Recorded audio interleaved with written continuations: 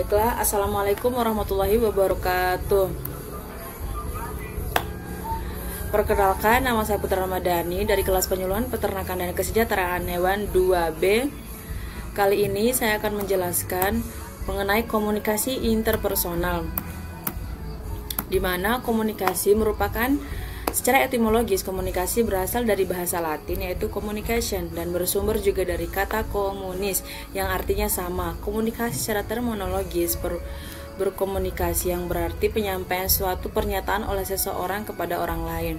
Komunikasi interpersonal merupakan proses penyampaian informasi, pikiran, dan sikap tertentu antara dua orang atau lebih yang terjadi pergantian pesan baik secara komunikan maupun komunikator. Nah, di sini ada beberapa teori komunikasi interpersonal sebagaimana dirumuskan oleh para ahli. Yang pertama yaitu kontraktivis, di mana kerangka kerja teoritis yang berupaya untuk menjelaskan mengapa individu berkomunikasi dengan cara yang mereka lakukan dan mengapa beberapa komunikator lebih sukses. Simbolik interaksionis, di mana ahli teori yaitu Georg Herbart dan Herbert Blumer. Interaksionisme simbolik pada dasarnya menggambarkan bagaimana individu menggunakan bahasa sebagai alat komunikasi untuk membentuk makna. Selanjutnya, attribution theory, sebuah kerangka kerja untuk memahami bagaimana masing-masing individu menginterpretasikan perilaku mereka sendiri dan perilaku orang lain.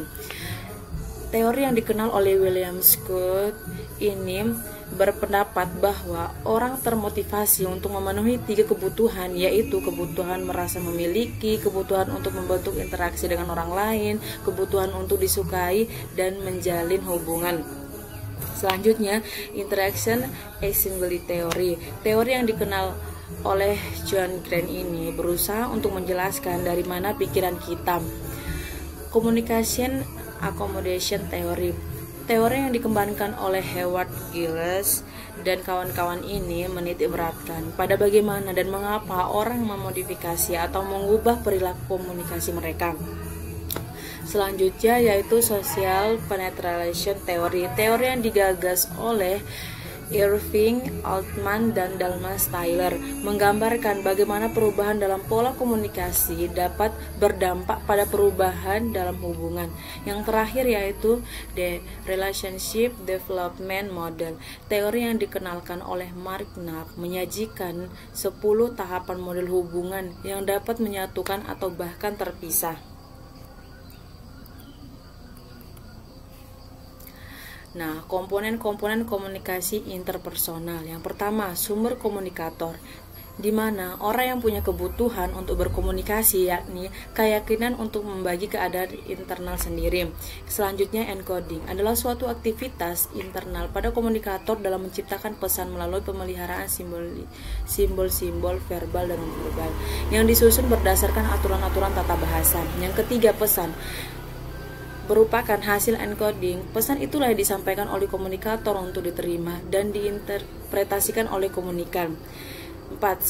Saluran sebagai penyampaian pesan dari sumber ke penerima atau yang berhubungan orang ke orang lain secara umum. Yang kelima, penerima komunikan, seseorang yang menerima, memahami, dan menginterpretasikan pesan. Yang keenam yaitu decoding, merupakan kegiatan internal dalam diri penerima secara bertahap, dimulai dari proses sensasi, yaitu proses di mana indera menangkap stimuli. Yang terakhir yaitu konteks komunikasi. Setiap tindakan komunikasi memiliki dimensi moral, apa yang benar dan apa yang salah. Nah, ada beberapa tahap untuk berhubungan interpersonal. Yang pertama yaitu percaya. Percaya artinya suatu keyakinan yang kuat mengenai keadaan, kebenaran, kemampuan, atau kebutuhan seseorang. Yang kedua yaitu sikap sportif, sikap untuk mengurangi resiko defensif dalam komunikasi. Yang ketiga, sikap terbuka. Sikap terbuka memiliki pengaruh yang besar terhadap keefektifan komunikasi interpersonal. Nah, tujuan dari komunikasi interpersonal. Yang pertama yaitu menemukan diri sendiri. Salah satu tujuan komunikasi interpersonal adalah menemukan persoalan atau pribadi. Bila kita terlibat dalam pertemuan interpersonal dengan orang lain, maka kita belajar banyak sekali tentang diri kita maupun orang lain. Yang kedua yaitu menemukan dunia luar. Menemukan dunia luar di mana kita dapat memahami lebih banyak tentang diri kita dan orang lain yang berkomunikasi dengan kita. Yang ketiga yaitu membentuk dan menjaga hubungan, di mana yang artinya salah satu keinginan orang yang paling besar adalah membentuk dan memelihara hubungan dengan orang lain.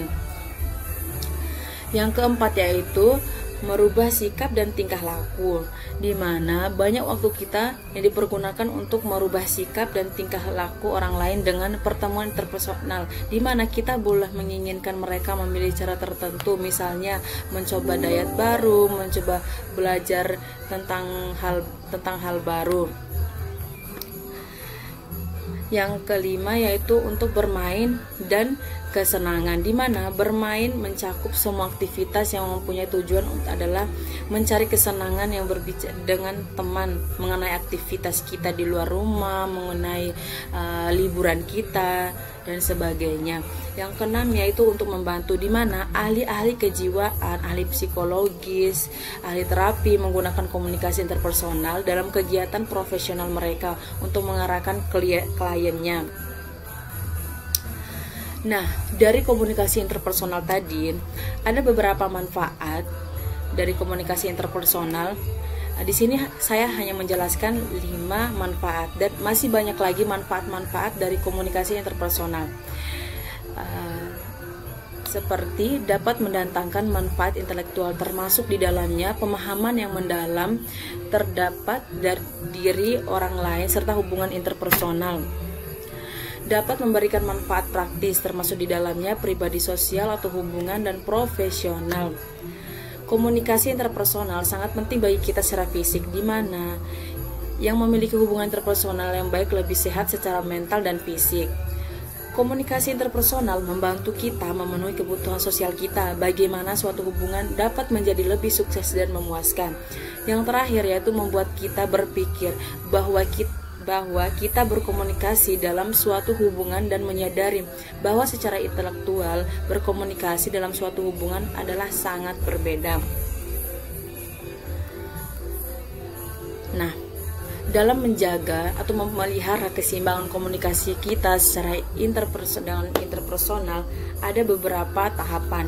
Yang pertama yaitu keakraban, di mana pemenuhan kebutuhan akan kasih sayang. Hubungan interpersonal akan terpelihara apabila kedua belah pihak sepakat tentang tingkat keakraban yang diperlukan. Yang kedua yaitu kontrol, di mana kesepakatan tentang siapa yang akan mengontrol siapa dan bila mana. Jika dua orang mempunyai pendapat yang berbeda, sebelum mengambil kesimpulan, siapakah yang harus bicara lebih banyak, siapa yang menentukan dan siapa yang mengambil keputusan.